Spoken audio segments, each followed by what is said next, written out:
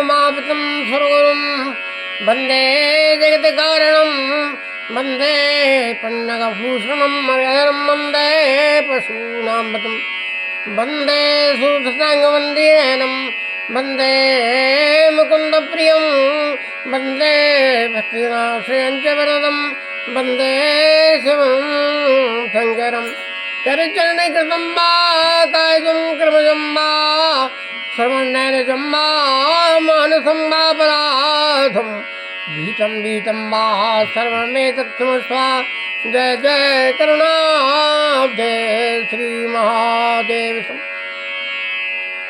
मंगल भवनाय अमंगलहारी द्रवो सदशरथ जर बिहारी राम नाम कर अभिमत दाता हित परलोक लोक मितु माता। भगवान का नाम जो है तो अभिमत दाता, अपनी इच्छाओं को पूर्ण करने वाला है। हित परलोक, परलोक में जो है हितकारी है और इस लोक में माता पिता के समान है। भगवान का नाम अतः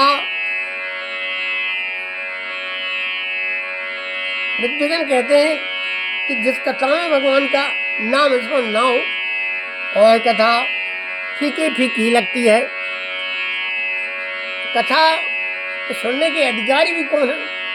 राम कथा सुंदर करतारी संस बह गए उड़ावन हारी।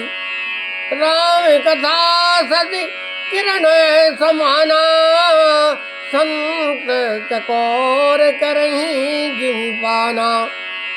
राम कथा के रस के तुम भक्तराज मत धीर। भगवान श्री हनुमान जी राम कथा के रसक। राम कथा के कई अधिकारी जिनके सत्संगति अति प्यारी। राम कथा के अधिकारी हो गए जिनको सत्संग अच्छा लगे, भगवान का संग जिन अच्छा लगे और भगवान का नाम स्मरण किया जाए। श्री राधे श्री राधे राधे राधे श्री राधे गोविंद राधे गोपाल राधे श्री श्याम राधे घन श्याम राधे गोविंद राधे गोपाल राधे श्री श्याम राधे घन श्याम राधे। ओम श्री राधे रुक्मणी राधे गोविंद राधे गोपाल राधे श्री राधे। बोलिए श्री कृष्ण भगवान की जय, कौशल किशोर भगवान की जय। अब आप हरि ध्यान निश्चिंत भक्तजनों के मंगल में पावन चरित्र का स्मरण आपके समक्ष प्रस्तुत है। महाराज स्वावंभ मनु शतरूपा से सृष्टि का प्रारंभ हुआ है। इस संसार का प्रारंभ तो हुआ है और मनु और शतरूपा के द्वारा। स्वयं मनु के पुत्र हुए प्रियव्रत। स्वयं मनु के पुत्र कौन? प्रियव्रत हुए और प्रियव्रत के अग्निन्द्र के नाभि के पुत्र हुए ऋषभ हुए। ये भगवान वासुदेव के अंश थे। मोक्ष धर्म का उपदेश करने के लिए उन्होंने अवतार लिया था। मोक्ष का धर्म मतलब आप समझते हैं, मोक्ष का मतलब फिर उस जीव का जन्म नहीं होता, संसार का कारण हो जाए, भगवान अपने शरण में ले लेते। ऋषभ के 100 पुत्र थे।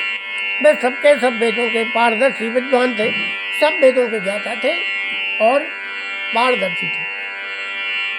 और उनमें सबसे बड़े थे राजर्षि भरत जी जो है उनके पुत्र थे।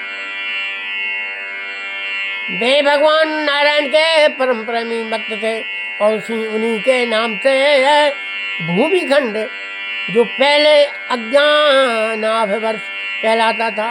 क्या? अजनाभ वर्ष कहते थे इसे।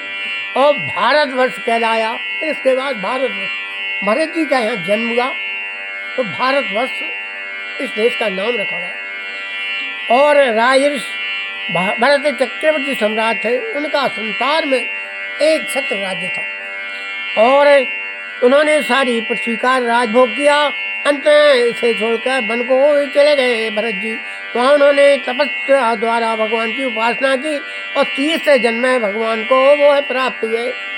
तीसरे जन्म में भगवान की प्राप्ति हुई। भगवान ऋषभदेव के से और 99 पुत्रों में से 9 पुत्र भारतवर्ष के सबोर स्थित 9 द्वीपों के अधिपति 9 द्वीपों के अधिपति थे। 81 पुत्र कर्मकांड के रचयिता ब्राह्मण और बाकी 9 सन्यासी हो गए। कुछ तो कर्मकांड में लग गए और कुछ सन्यास धारण कर लिया। ऋषभदेव जी के जो 9 पुत्र सन्यास में हो गए वे बड़े ही भाग्यवान थे। उन्होंने आत्मविद्या के संपादन में बड़ा परिश्रम किया था। वास्तव में उसमें बड़े निपुण थे। वे प्रायः दिगंबर ही रहते थे और अधिकारियों को परमार्थ वस्तु का उपदेश दिया सदैव करते थे। परमार्थ में लगाए रहते थे, परमार्थ का ज्ञान देते। उन्हीं 9 योगेश्वर का कहा जाता है। उनके नाम है कवि, हरि, तीसरे अंतरिक्ष, चौथे प्रबुद्ध और 5वें प्रपलायन और 6ठे अभिहोत्र, 7वें दुर्मिल और 8वें चमस और 9वें करभाजन। 9 योगी संस्कार कारण और व्यक्त अव्यक्त भक्त रूप जगत को अपनी आत्मा से अभिन्न अनुभव करते हुए पृथ्वी पर स्वच्छंद विचरण करते थे, संसार में घूमते रहते थे। उनके लिए कहीं भी रोक टोक नहीं थी। वे जहाँ चाहते चले जाते। देवता, सिद्ध, साध, गंधर्व, यक्ष, मनुष्य, किन्नर और नागों के लोकों में, मुनि, चारण, विद्याधर और ब्राह्मण और गौओं के स्थानों में वे स्वच्छंद विचरते थे। कहाँ विचरते थे? ब्राह्मणों के और गौओं के स्थान। वे सबके सब जीवन मुक्त महात्मा थे और हमेशा जीवन से मुक्त थे। और इन 9 योगेश्वरों का विजयराज महात्मा निवि से एक बार संवाद हुआ था, जिसमें इन महात्मा योगेश्वरों ने भगवान को प्राप्त करने वाले धर्मों साधनों का वर्णन किया था। उस समय महाराज निवि बड़े बड़े ऋषियों द्वारा एक महान यज्ञ का संपन्न करवा रहे थे। स्वच्छंद भाव से प्रचलन करते हुए 9 योगेश्वर भी वहाँ पहुँच गए। अचानक महाराज निवि ने उनका बहुत आदर सत्कार किया और अधिकारी जानकर भगवत चर्चा की। 9 योगेश्वर वहाँ निमि जो है एक जरा रहे तो अचानक पहुँचे। महाराज निमि के पूछने पर योगेश्वर में प्रथम योगेश्वर कवि ने उन्हें भगवान शिव को प्राप्त कराने वाले भागवत धर्म का उपदेश दिया। तत्पश्चात राजा निमि के पूछने पर 9 योगेश्वरों में दूसरे योगेश्वर हरि जी ने भगवत बंकों को धर्म लक्षण स्वभाव का वर्णन किया। इसके बाद पुनः राजा के पूछने में तीसरे योगेश्वर अंतरिक्ष जी ने माया उनके स्वरूप का वर्णन किया। चौथे योगेश्वर प्रबुद्ध जी ने माया को पार करने का उपाय बताया। इनके बाद 5वें योगेश्वर पिपलायन जी ने नारायण नाम वाले परब्रह्म परमात्मा का वर्णन किया। तत्पश्चात राजा ने प्रार्थना की कि हे योगेश्वरों, अब आप लोग मुझे कर्मयोग का उपदेश कीजिए। इसके द्वारा शुद्ध होकर मनुष्य शीघ्र अपने कर्म बंधन को काट डालता है और परम निष्कर्म अर्थात कर्म बंधन की अंतिम निवृत्ति का लाभ करता है। जन्म मृत्यु के चक्र से सदा के लिए छुटकारा पा जाता है। और ये श्री कृष्ण भगवान की जय।